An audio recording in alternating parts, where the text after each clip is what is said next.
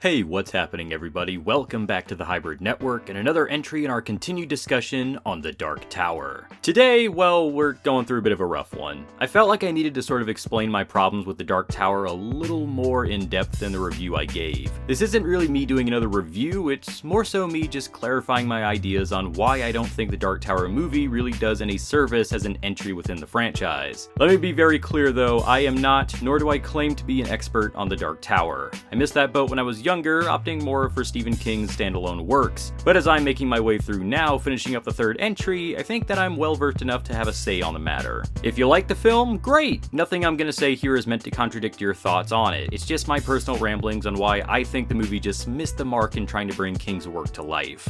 There's a lot of things that I can point to, a lot of things that I did point to in the review, but the one thing that I keep coming back to whenever I look back on this film is just a lack of ambition. Admittedly, that's a broad thing to say, so let me clarify. The film never seems like it's interested in actually exploring the mythos or dynamics between characters. Yes, it's a first entry in the series. I'm not of course expecting pages of exposition and monologues, but I was expecting at least some exploration on the backstory of Midworld from Roland's point of view, his past life, a deeper rooted story with the Man in Black and his place within the story. I mean, I'm not asking to be hand-fed any sort of lore here, that's not the problem. My problem is that the story is presented in a way that's more so set up to blitz past important pieces of information and backstory just so it can set up action set pieces. There's a fine line between allowing an audience to fill in the blanks and just not bothering to do any sort of world building, which you would think would be key in setting up a slew of movies based around this story. The movie had endless potential to explore the rivalry between Roland and Walter and how the gunslinger came to the point of giving up entirely. It had so much there to set up the mystery of Midworld and the deeper motivations behind Walter Paddock's desire to topple the tower, but it decided to handwave that away for gunfights in New York.